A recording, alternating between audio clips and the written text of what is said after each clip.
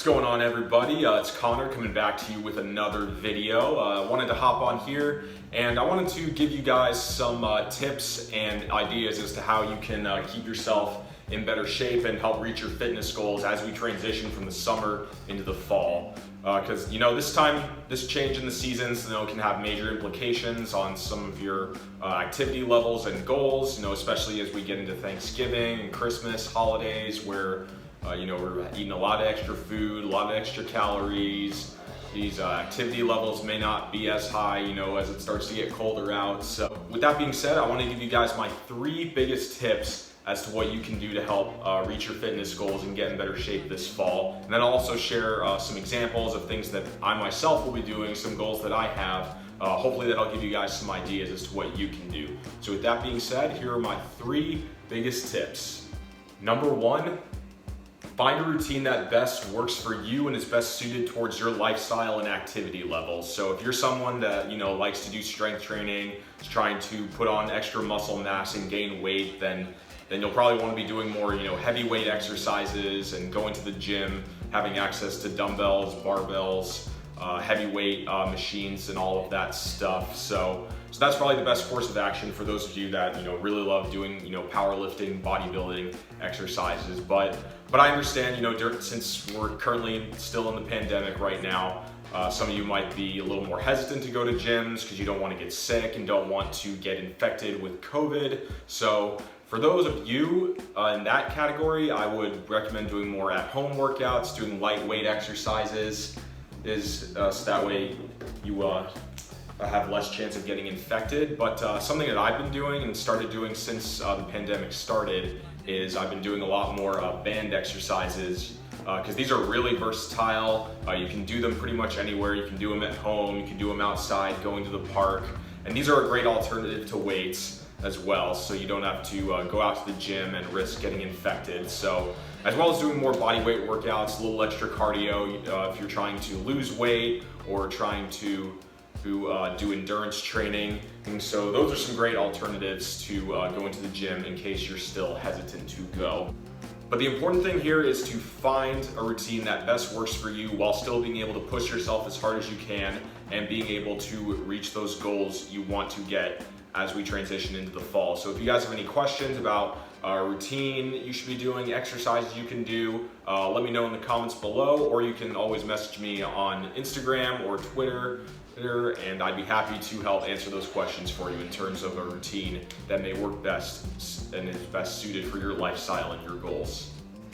Number 2, stretching, warming up, and cooling down is absolutely essential as we transition into the fall. Because as the seasons change, the weather's going to start to get colder. Your muscles are going to feel, a little more stiff. You're not going to feel quite as loose and limber as you would be during the summer when it's hot out. But that just means that warming up, cooling down, and stretching is even more critical as it gets colder. Because if you try to do a heavy strength training workout now and you haven't warmed up and stretched at all, then it's very likely that you will injure yourself, fracture something, tear a ligament. So we definitely do not want that and set ourselves back in our goals. So definitely want to make that a priority as we transition into the fall, because we don't want to set ourselves back. But something that I like to do when I go to the gym, I like to spend a few minutes on the rowing machine or doing some dynamic stretches, like body weight squats, push-ups, maybe do a little bit of machine work. And that just helps to get the blood flowing in my arms, in my legs, and basically in my whole body. And it helps get me ready, gets me nice and limber, so that way I'm able to perform at my best when I'm at the gym doing the strength training workout. Or even just sitting in the sauna if you go to a gym that has one of those, like an LA Fitness or so.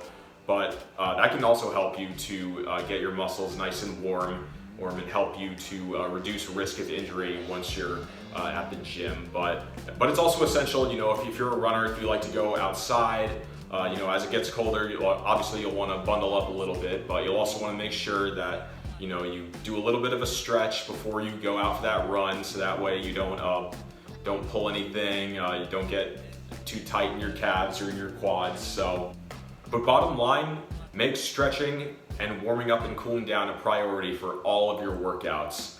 it's much more likely that you will stay healthy, you'll stay injury-free, and you'll be able to recover a lot better in between days that you're working out. So that way you're able to recover fast, you're able to get back in there the next day, and you won't have any issues as we approach our goals for the fall. Number 3 is to really zero in on your diet and your nutrition. So this is one that most people typically struggle with the most because, you know, most people love to go out, they love to go to their fast food joints, have their pizza, their burgers, their ice cream, eating their tacos, and all that good stuff because it tastes so good.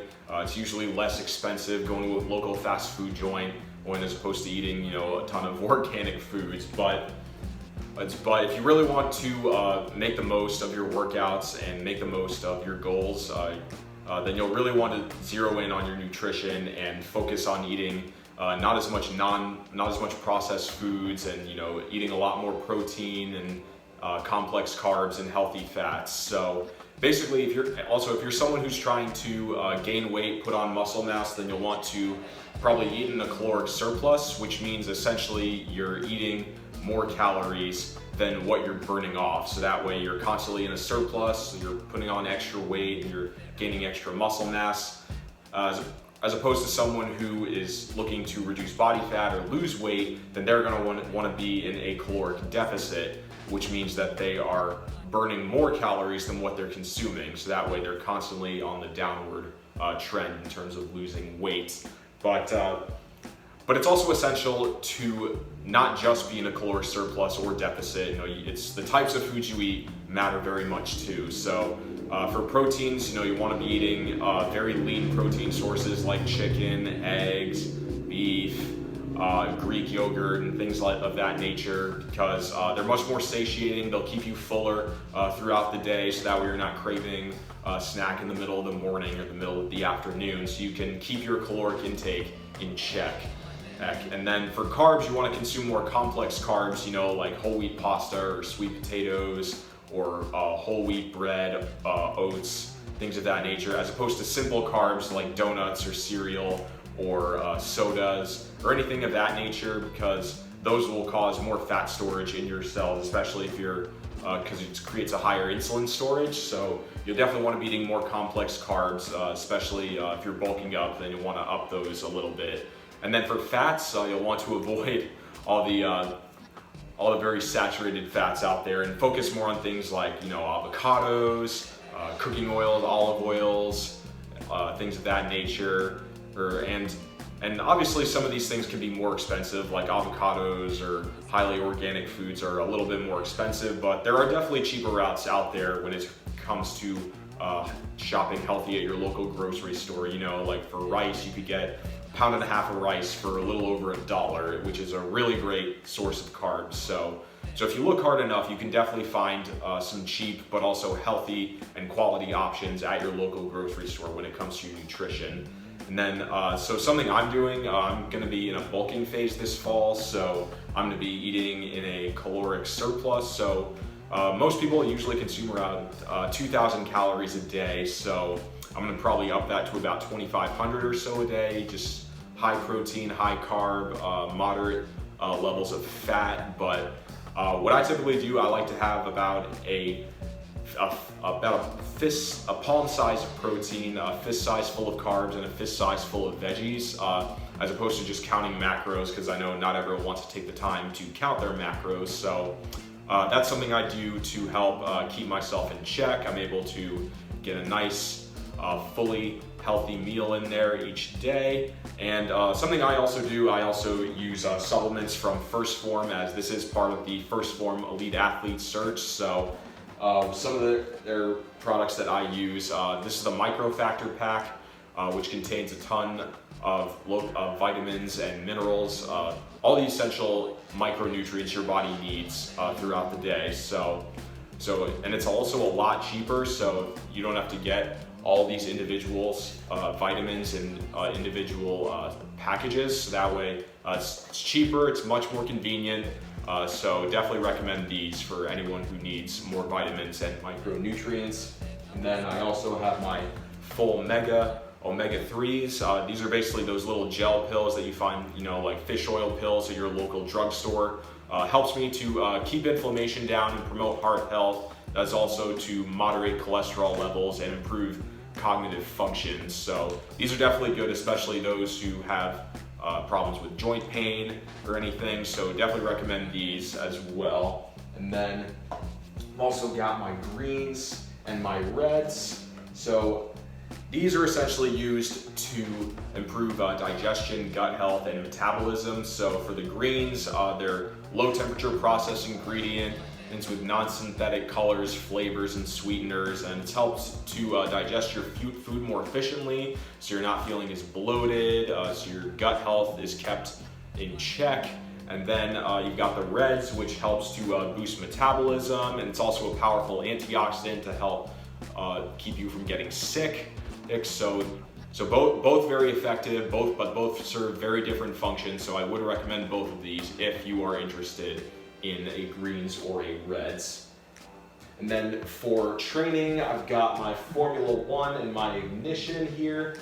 This is what I use after all of my strength training workouts. So the Formula One is essentially a fast digesting protein that's shuttled directly into your muscles upon consumption after your workout. Helps them to recover faster, so you're not feeling quite as sore afterward. And then I've got an Ignition, which is mixed in with the Formula One, and it's essentially a high glycemic carbohydrate, which is meant to replenish glycogen stores after a workout. So take these together and you get an awesome tasting post-workout shake, which is probably the most important meal of the day, because that's when your body is going to take in nutrients at its best.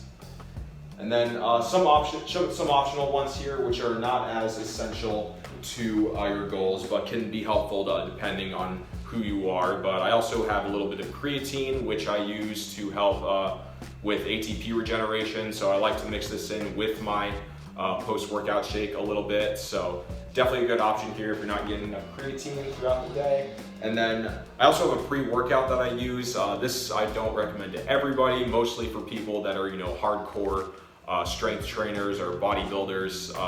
Mostly people just going to lift weights in the gym, but it provides with a nice stimulant in here, gets your blood flowing. Also provides about 1,500 milligrams of beta alanine, so you're not so it reduces like lactic acid buildup down here, so you're not feeling quite as sore or during your workout, and you're able to generate a lot more power and performance in your workout. Hopefully, as we transition from summer into the fall, people are able to make fitness into a lifestyle. Especially we're in the midst of a pandemic right now, so taking charge of our health is of the utmost priority right now. And the best thing you can do for yourself is to keep yourself active, keep eating healthy, and keep doing different things in the gym or out on runs or doing body weight and strength training workouts at home. Doing all these things can really help elevate your health, elevate performance, and keep you guys healthy as we're fight through this tough time that we're living in. But if any of you have questions, I'd love to help out if you need it. So leave a comment down below, like, share, and subscribe. And ring the bell for notifications, so you'll always be notified when new videos are uploaded. But that's all I've got for you guys today. Hope you guys have an awesome day, and let's get after those goals as we transition into the fall.